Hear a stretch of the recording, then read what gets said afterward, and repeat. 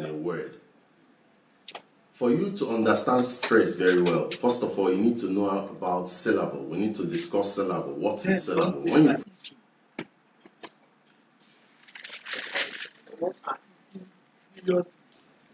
Hello, welcome. Today we're going to be talking about stress in English language. Stress is very, very important in English language. If you're going in for JAMB, stress is one of the sections that will be coming out in the questions that you're supposed to answer. So what is stress? How do you determine the syllables where the stress is placed on in a word? For you to understand stress very well, first of all, you need to know about syllable. We need to discuss syllable. What is syllable? When you pronounce an English word, the sound or the pronunciation that is done in a go, we call it syllable. Let's say you say man. Man has one syllable. When you have a word like effort, one syllable, fort, second syllable. So very, very importantly, you need to know how these pronunciations are done. So syllable is what you have when you have a word. The part of the word that you can pronounce in a one single heartbeat or in a one single go is a syllable. So we're going to demonstrate this with an example. Now, stress cannot be described without first explaining syllable. Now, what is a syllable? A syllable is a part of a word that can be produced or pronounced at one heartbeat. In every syllable, there must be a vowel sound. Very, very important. In every syllable, there must be a vowel sound. Now, let's take a look at this to know what a syllable is. If you want to pronounce this word, man, at one go, man, girl, or girl, boy, good, they are monosyllabic. So, you pronounce them at one heartbeat. Now this one, effort, you can draw a line through here. This is effort, 2 syllables. Monday, English. You see, all these ones are bisyllabic, or you can say bisyllable. These ones are monosyllable because you just say man, God, boy, good, bisyllable, effort, Monday, English.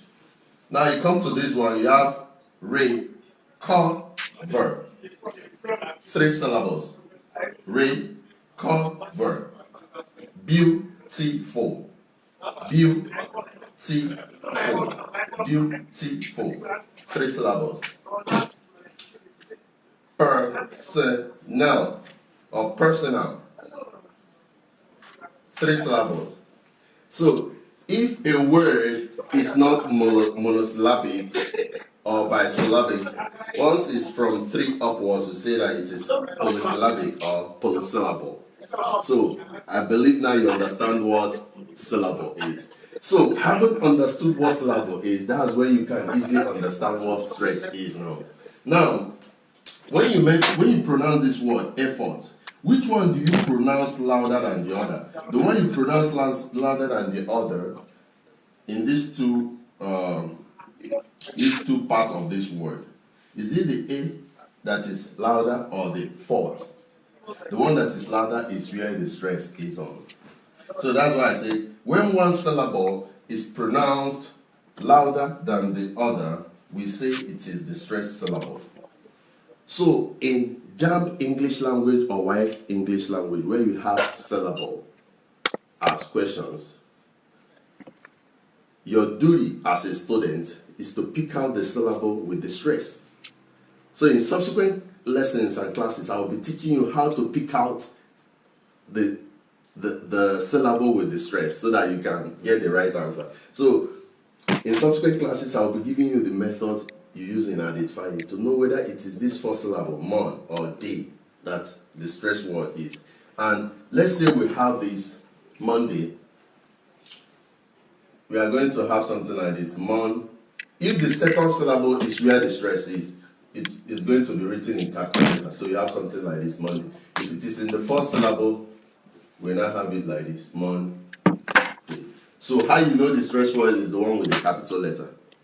So, but for you to pick out whether this is the right way to stress this word or this, that is what I'll be teaching you in subsequent classes, how to pick out the syllable with the stress. So in subsequent classes, we're going to be looking at this. And by the time we're done with these lessons in stress, you should be able to pick out the right stress syllable in a word, in your JAMB exams and in your WAEC exams. Thank you and God bless you. Please hit the subscribe button. Support our channel in any way that you can. Thank you and God bless you. See you next time.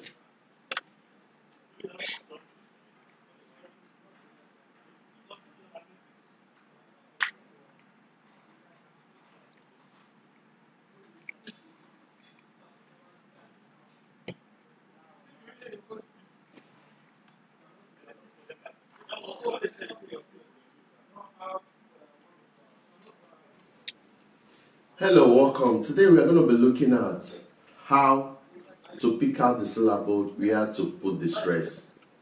How do we pick out the syllable? How do we place the stress?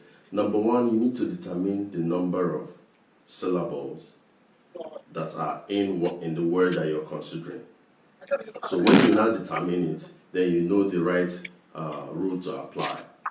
So having determined the number of syllables, let's say you have 2 syllables in a word, 2 syllables in a word. How do you determine the syllable that will have the stress?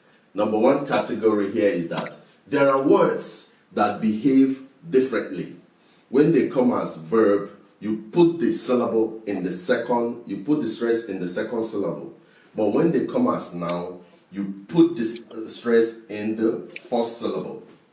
So first of all, determine how many syllables in the word. So all these words have 2 syllables. Why do they have 2 syllables? Because you produce them in 2 movements. You say insult, object, increase, record, export. But now, how do you know that you need to stress this one? The one written in capital letter is the stressed part or is the stressed syllable. How do you know how to pick it? Now, when these words are pronounced or when they are used as verbs, they are pronounced differently from when they are used as nouns. So now, if you're using this as a verb, the right pronunciation is insult, insult. But if you're using it as a noun, the right pronunciation is insult. This one, insult, insult. You are insulting me. This thing you're giving me is insult. Insult. Insult. Insult. Insult. Insult. You're giving me insult. You are here to insult me. Object.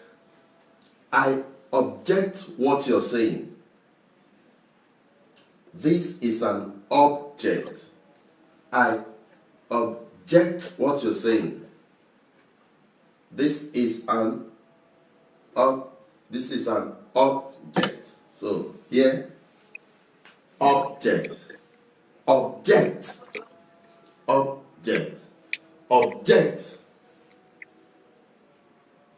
Increase my minimum wage. Increase the minimum wage. Increase the minimum wage. This is actually an increase. This is actually an increase. Bring that book so that you can record. Bring that book so that you can record yesterday's event. This is the record of what happened yesterday. Here in Nigeria, we export crude oil. Here in Nigeria, we export crude oil. Wow. Cocoa is an export for us or for them in Ghana. So that is how you do the pronunciation, and the way you pronounce it, you pronounce it actually affects where the stress is put. So here we'll put the stress in the second syllable throughout.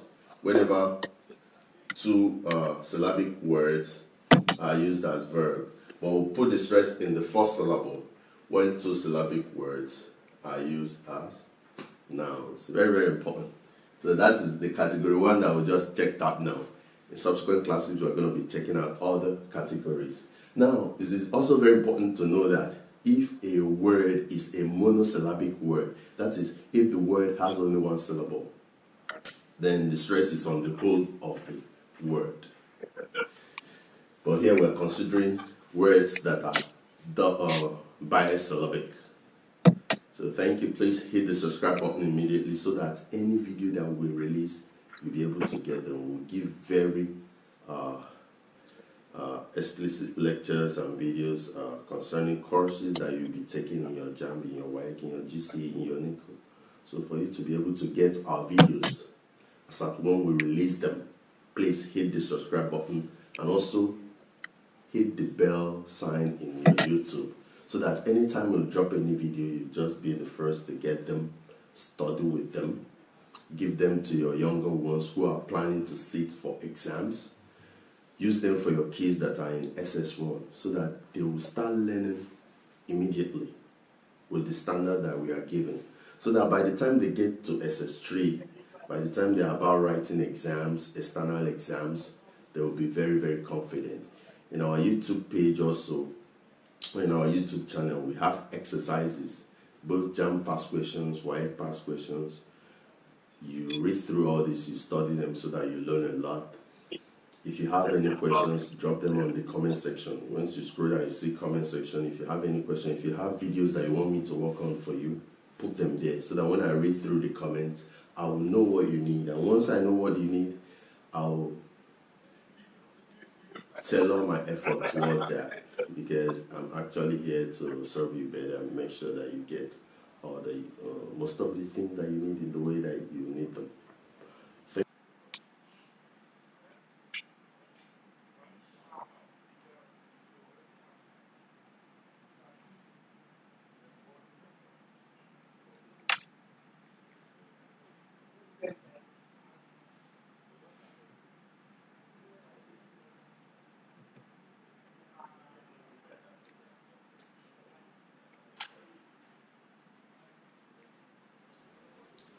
Hello, welcome. Today we're going to be looking at number stressing. How do we stress a number word? How do we stress a number that is written in words? And how to also stress syllabic words, words that contain two syllables.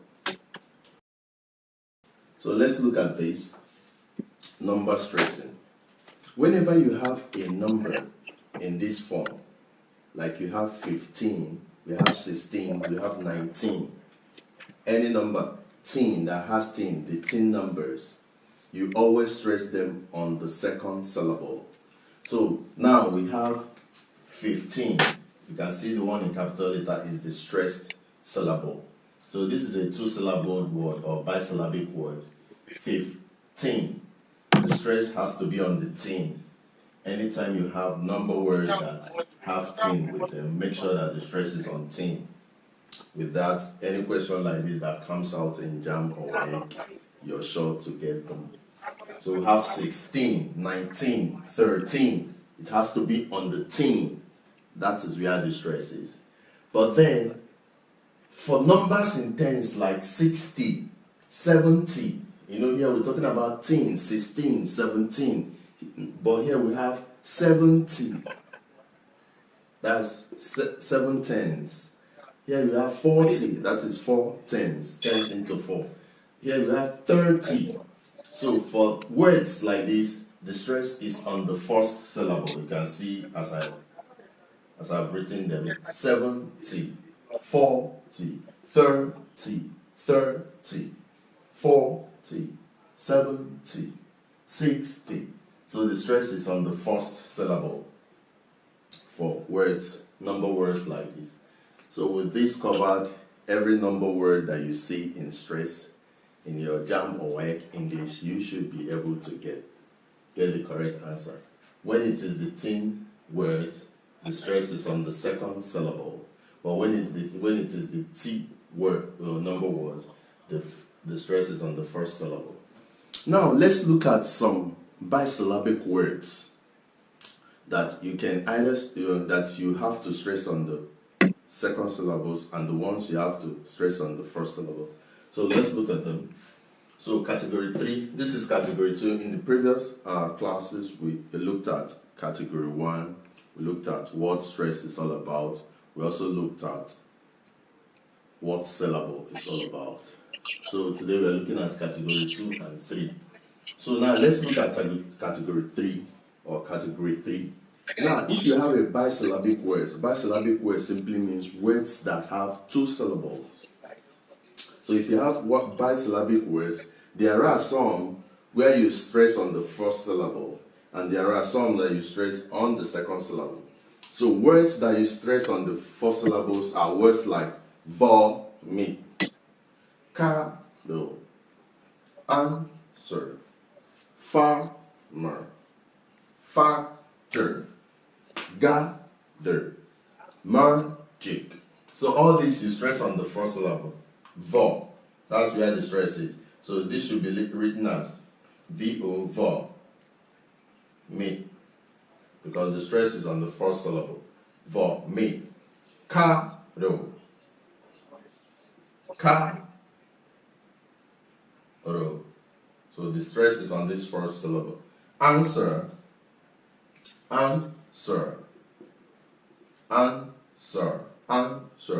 farmer, factor. So the stress is on the first syllable. Gather, magic. All these words, for all these words, the stress is on the first syllable. But for words like this, the stress is on the second syllable. We have meet, for,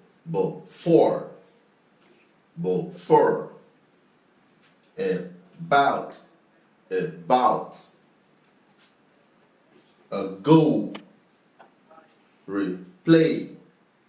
So for here, the stress is on the second syllable. So you have to know how to get around these. Now, in taking such decision or in abiding by such rules as we did here, you have to take note of the vowel sound. You see, vowel sound like this, is actually, you pronounce them, the sound is not conspicuous. Factor. You understand? So whenever you find out that the sound is not very conspicuous, then you know that that very syllable shouldn't be the one with the stress. But the one that the sound is very clear, like the in this factor is very clear. So that is where the stress is. So you have to know about this. So take a look at some words some bisyllabic words where the stress has to be on the first syllables and the one that it has to be on the second syllables. Very, very important. So that is where we're going to be stopping today. Number stressing, very, very important, and bisyllabic words with stress on the first syllable and the ones with the stress on the second syllable. So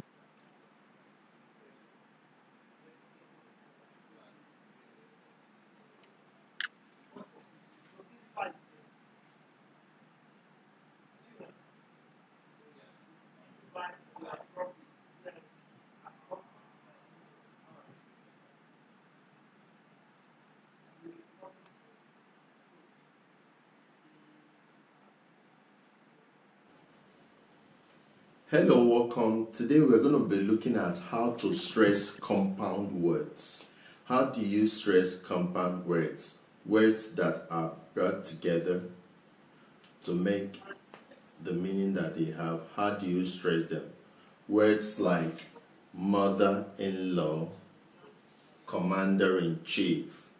Words that are made up of more than one words. So how do you stress such words? Now, we can categorize our compound words into two. We have the noun compound words and the verb compound words. If you have a noun compound words, or if you have a noun compound word, you have to stress put the stress on the first syllable. So example is what we have here. Mother-in-law, the stress is on MO. Commander-in-chief, the stress is on COM. Vice principal, auditor in general, head of state, bylaw, onlooker, bystander, managing director. All these words are noun and they are compound words. So the stress is put on the first syllable. Very, very important. So you should note whenever you have a compound word that is a noun, the stress should be on the first syllable. Now we look at the second instance where we have verb compound words. Words like backdate, outclass, overstress, underpay, on the go. So all these words, we have the stress on the second syllable or the second word of the compound word. So the second word, like here, you have to over and stress. The stress should be on the second word. Under and go, it should be on this, should be on these. These are for verbs. Whereas for noun, the stress should be on the first syllable. So very important, need to take note of these two things. So whenever you have a noun compound word, the stress is on the first syllable. Whereas whenever you have a verb compound word, the stress is on the second syllable. Please, if you like this video, please hit the subscribe button. If you have any question concerning these videos that you want us to work on for you, please drop it in the comment section. Thank you for your support and subscriptions. Thank you and God bless you.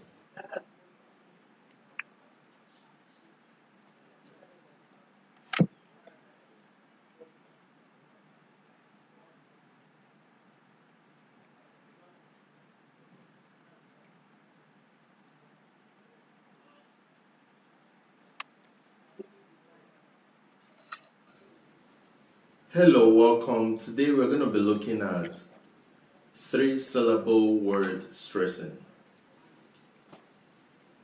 How do you stress a three-syllable word? How do you do that? Now we're going to find out that for a three-syllable word, the stress can be on the first syllable or the second for some words, for some three-syllable words, and also in the third for some three-syllable words. So let's look at these cases that we have. The first case is where we have the stress on the first syllable. So like I said, the stress may fall on the first, second, or third syllable. So for such words that have the stress on the first syllable, that is for three-syllable words. So we have words like motherly, motherly. So the stress is on this first syllable, motherly. Yeah, teacher As is indicated, the capital letter is with the capital letter. The syllable with this capital letter is the one stressed. Photograph, photograph. Hope, Leslie. Brotherhood, minimum. So all these trisyllabic words have the stress on the first syllable. Now we look at the stress, the three-syllable words that have the stress on the second syllable. Now we'll talk about the motion, tomorrow, operator, paternal, redundant, bombastic, abandon, apprentice. So all these words, all these trisyllabic words have their stress on the second syllable. Now let's look at three-syllable words that have the stress on the last or the third syllable. We look at words like underweight, warranty, understand, overstate, brigadier. So all these other words have the stress on the last syllable. So very, very importantly, you need to look at all these words and note how you can stress them. So this is the continuation to our lectures in stress. Please, if you have any question, please drop it in the comment section. Hit the subscribe button immediately so that you'll be able to get our lecture videos whenever they drop. Thanks for your support and subscription. God bless you.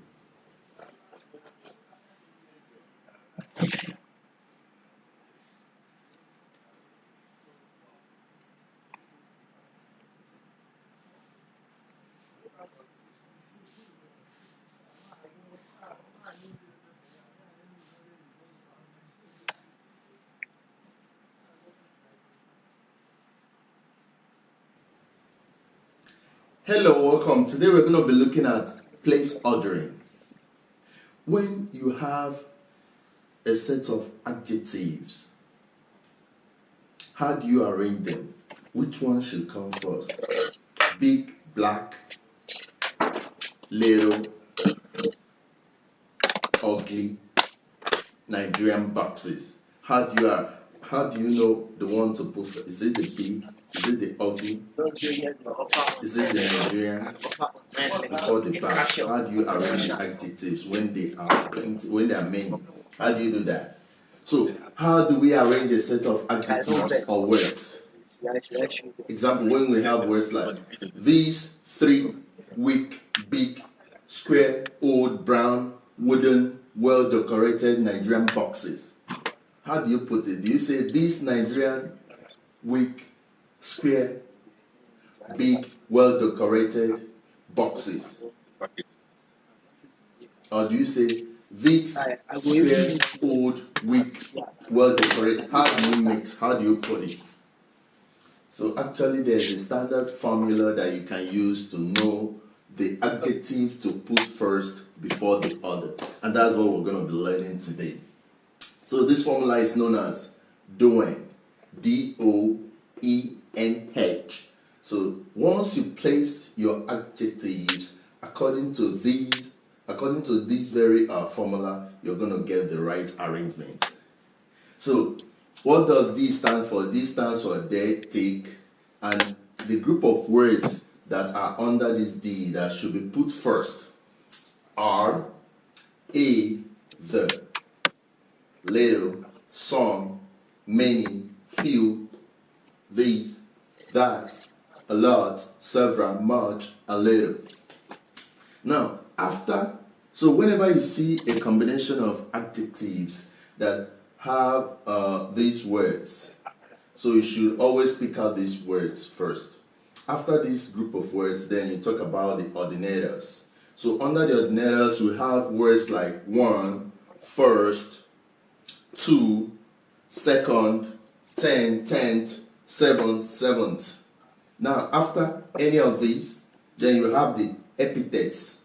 And these epithets could be subjective or objective. Subjective epithets are those adjectives that once you see it, it's not clearly, another person may be saying that this is good, the other person will be saying that this is not it. So once it's subjective, then you call it, you put it first before you put the objective one. And words like strong, somebody can see somebody and say this person is strong, and the other person sees that same person and says this person is not strong. So once it's a subjective word, good, somebody that is good to you may actually be bad to the other person. Durable, handsome, you understand? Then after such words, you have objective, the ones that are the same, true, the ones that are true for everybody, like size. If you say that something is big, something is heavy. Shape, something that is square for me, square for you. Age, a 20-year-old for me is also a 20-year-old for you. Material, the material that something is made up of. the particle, and so those are those for epithets. Then you talk about nominal. Nominal, you're talking about the origin or the mecca of that very product. So you talk about Nigerian, so Nigerian boxes, American, Igbo, Asian. Now we talk about head. Head is the actual thing you're describing. That comes last. Like here you are describing about boxes. So the thing you're describing comes last. So it could be chair, could be bag, could be car, could be dress. So anything you're describing comes last. So example is when you say Mrs. Ojo was one of the first two enlightened young ladies. So you should always know how to put together your adjectives whenever you see them. You should know the ones to come first, the ones to come second, third, and last. So make sure that you're picking these: that, a little, much, several first, after which you pick the ordinators: one, first, two, second. Talking about the numbers, you understand? This one is talking about like the starting word, after which you now pick the epithets. Epithets, the subjective ones first, the ones that you're not sure, that could be anything. Then the objective, the ones that are very straightforward. Secondly, then you pick out the nominal, the makers of what you're describing. What you're describing, where is it coming from? Nigerian, American, Igbo, Asian. Then you pick out the word itself, the article you're describing. So that is how you go about place ordering. Place ordering is very, very important. It comes out in JAMB, it comes out in WAEC almost every year. Please, if you like this video, hit the subscribe button. If you have any questions and concerns concerning what we've been teaching you, please drop it in the comment section. And thank you for your subscriptions and support. God bless you.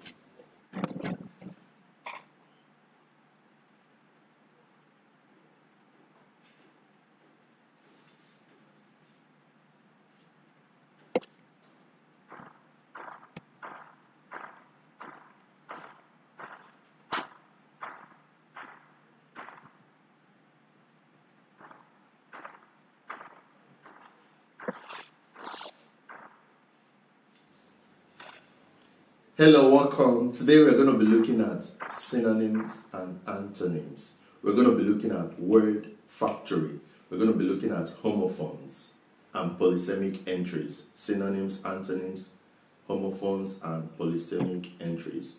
These are very, very important aspects in English language.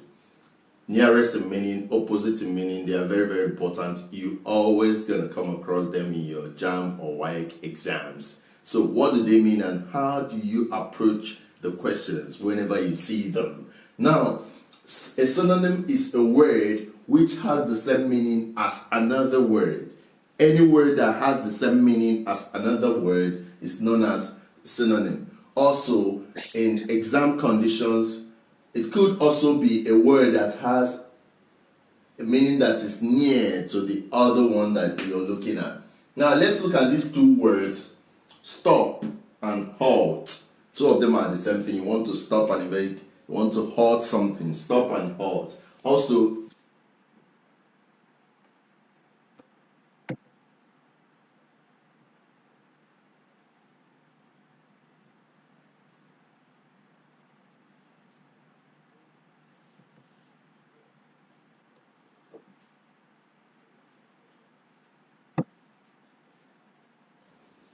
hello, welcome. Today we're going to be looking at word factory. Now, under word factory, we're going to be looking at synonyms, antonyms, homophones, and polysemic entries. And these are very important topics to study whenever you are planning to sit for WAEC or JAMB. So let's start with synonyms. Synonyms are words with similar meaning, or words that are near in meaning. Words like stop, halt. Stop means to stop an operation. Halt also means to stop something. So both of them are having meanings that are similar. Now we look at antonyms. Antonyms are words that are opposite in meaning. Now, when you look at words that are opposite or nearly opposite in meaning, then you're talking about antonyms. Now, homophones are words that sound alike, words that sound the same, but their meanings are different. Now, polysemic entries are words that have different meanings. You understand? Like when you say a bank, bank is where you go to deposit money, get money, and do business with. Now, you also have river bank. So the bank for a bank as a financial institution and bank as a river bank or blood bank, they are all different. So we're going to be looking at these topics together. We'll get to know their meaning and how to use them whenever we are writing JAMB or WAEC. So let's look at synonym. A synonym or synonym, a word which has the meaning, same meaning as another, or words that have meanings that are near. Now we talk about stop and halt. We talk about go and proceed. Go. Proceed, go, proceed, stop, halt. Now, antonyms or an antonym what's the definition? A word which is opposite in meaning to the other. Good, bad. It's either that something is good or it is bad. It's either that something is short or it is tall. So these are antonyms. Hot or cold. Hot or cold, opposite. Now, homophones, words which sound alike but are different in meaning. Like when you say hair and hair, they sound alike but they have different meaning. Fair and fair. Your tea fair and fair. Something that is fair in complexion. Peace and peace. You understand? A piece of something and having peace. Peace of mind. Yeah, they have different meaning but they sound alike. Now, polysemic entries, words which have more than one meaning. Each bank, as I've given earlier, ball, the ball you play, football, and also party. Partying is also balling. You understand? Now, bridge, philosophy.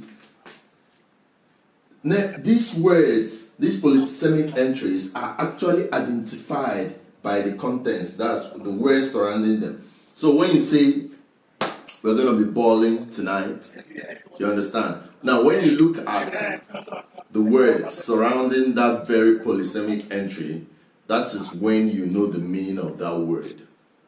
So when you say river bank, because river is there and there's the bank, you know definitely it's not the financial institution. When you say blood bank, it has to be for the hospital, for medicine, for health. But when you say I want to go to the bank and cash my check, now we're talking about the financial institution. So it has to be in the context of where they are used. That's how you get to know the meaning of a polysemic entry. So these are very important topics that we are supposed to know in Word Factory. Because in JAMB, you're always going to see fill in the blank space with either the synonym, the antonym. So whenever you hear nearness in meaning, opposite in meaning, we are talking about synonyms and antonyms. And you should be able to use them to fill in the blank. So in subsequent classes, I'm going to give us lots and lots of examples of synonym and antonym. And you're supposed to pick them out, note them, use them as much as you can, so that anytime you see them in an examination, you'll be able to spot them and use them effectively. And that's how you move in order for you to get high score in either your JAMB or your WAEC. And that's how we're going to be going. Word Factory, very, very important. Being able to pick out words and fill in the blank.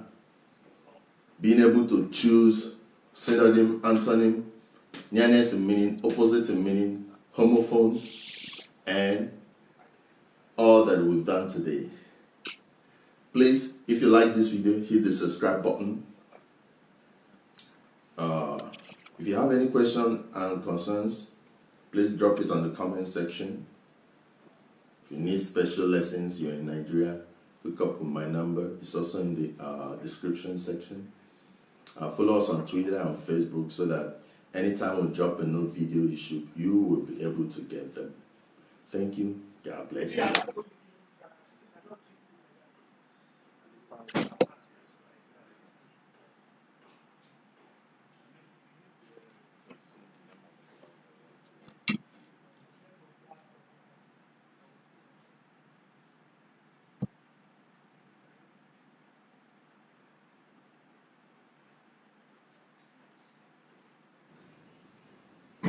Hello, welcome. Today we are going to be looking at apostrophe, that comma-like sign that you can use to show position, contraction, omission. You can use it to show many things. Apostrophe, that's what we're going to be looking at. It's actually a mechanical device in English language that you can use to show position. So today we're going to actually be looking at the function of position that is exhibited by apostrophe critically. We're going to be looking at it today. Then in subsequent classes, we're going to be looking at other functions of apostrophe. So let's look at apostrophe. This is the sign, comma. It's a comma sign put on top.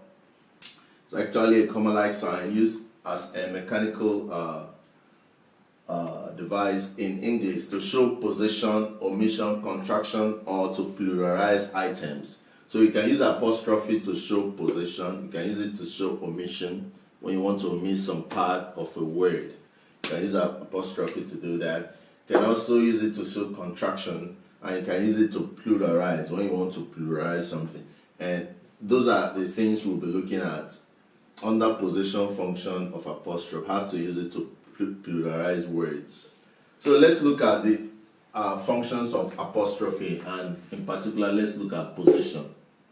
Now, if you want to use apostrophe to show position for singular words like the girl's bag,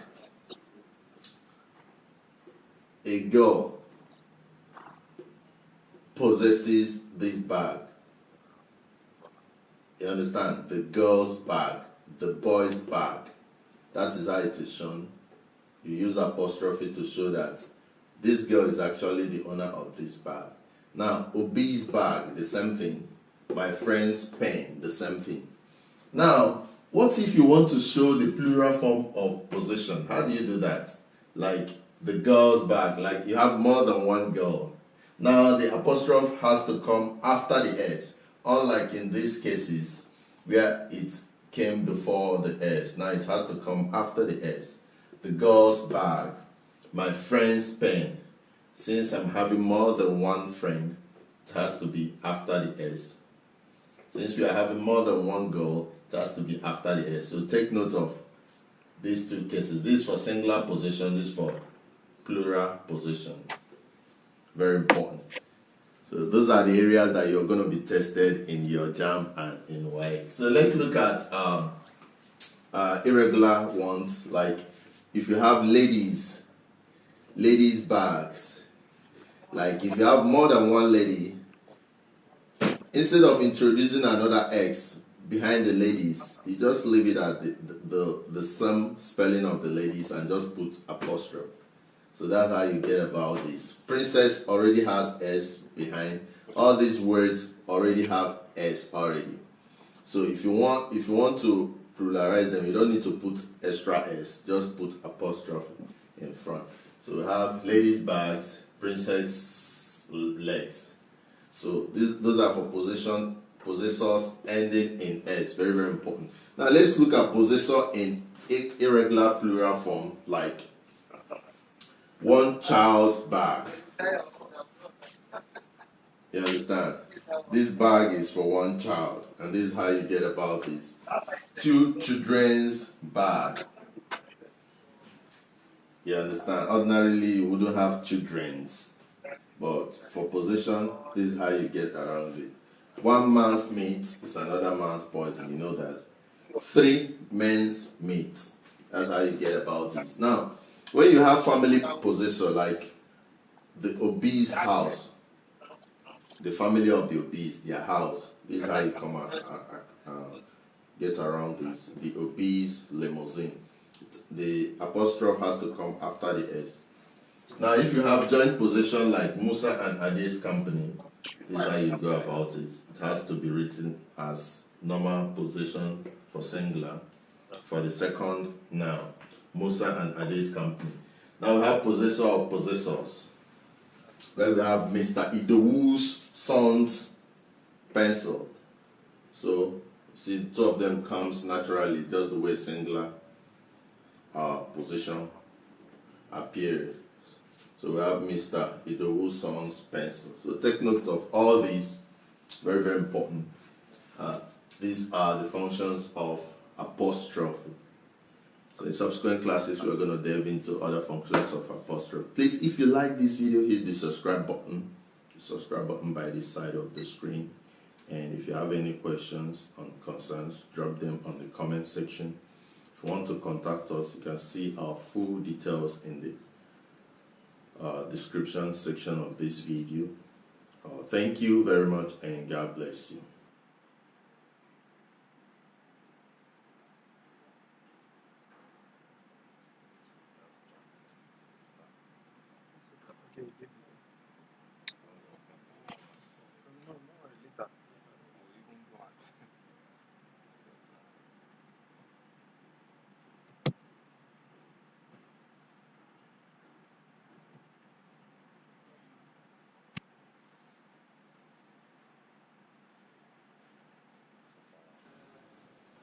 Hello, welcome. Today we're going to be looking at plural compounds.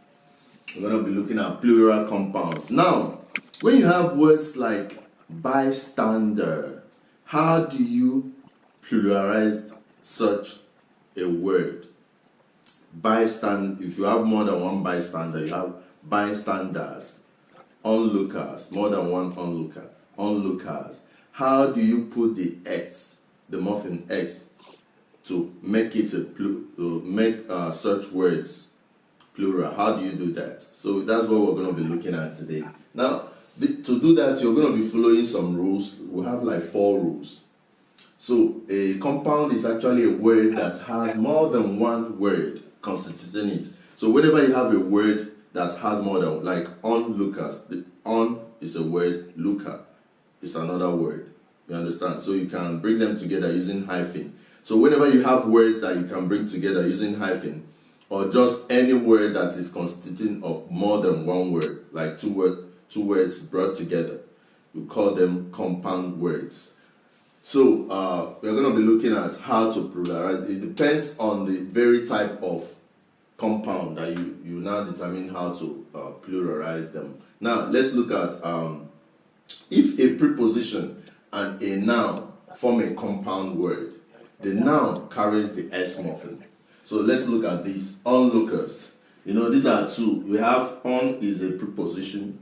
Looker is a noun. So if you are bringing the two of them as one word, the noun should carry the S whenever you want to pluralize, whenever you want to make it for more than one person. So if you are having more than one onlooker, you have to have onlookers and not onlooker. You cannot have onlooker. You have onlookers. The S has to be on the noun. Now let's take a look at the outgoers, people that go out. You cannot say outgoer. You have outgoers because the S has to be on the noun. This is the preposition, this is the noun. The S has to be on the noun. Bystanders, the S has to be on the standard because it is the noun. By is preposition. Incomers, the S has to be there. So whenever you want to pluralize a word, a compound word, if you want to pluralize a compound word consisting of a preposition and a noun, the S has to be on the noun. Very, very important. Now let's look at the second instance. If two nouns are to form a compound word, now two nouns, this one, it was preposition and noun. Now two nouns are to form a compound word. It is the last noun that carries the S. Very, very important. The last noun carries the S. the last noun carries the S. Now let's look at this. Face and clothes. Face is a noun, clothes is also a noun. So if you want to pluralize it to have face clothes, it has to be the last noun that carry. Teacups, tea and cup, both of them are nouns. So if you want to pluralize the compound word, it has to be teacups. The last noun carries the S. Now let's look at this other one. If the first noun preceding another noun is working as an adjective, the second noun carries the S. Boy is a noun. Scout is also a noun. But boy is describing the kind of scout that we have. So it's functioning as an adjective because it's helping us tell the meaning of this scout. It's telling us the type of scout that we have is the scout for male child. If you have girl, it would have been the scout for female child or female children. So now we are having boy scout. So boy is simply describing this. And when that happens, the second noun carries the S. So it has to be scouts. So boy scouts. That's how you pluralize. If it is more than one boy scout, call it boy scouts. Now, if a title forms a compound, the adjective part will not carry S. The adjective part will not carry S. What carries the S is the noun part. So things like financial secretary. You're going to have financial secretaries, not financial secretary. It has to be financial secretaries. If you have secretaries general, it has to be secretaries general and not secretary generals. Secretaries general. Now we talk about chiefs of staff. This is the title. So the other one is that this one should have the adjective part will not carry S. Chiefs of staff. Parents-in-law. That's the right word. Parents-in-law. The adjective will not carry the S. Very, very important. It will not carry the S. Commanders-in-chief. Auditors general. So very, very important. You need to take note of all these because when such words come out in JAMB and WAEC, you should be able to pick out the right answer. And for you to be able to pick out the right answers, you need to know the rules. So please take note, copy these notes, study the 4 rules, and get to know how to use them so that when you have problems of filling the blank in your WAEC or in your JAMB, you'll be able to get the right answers. Thank you and God bless.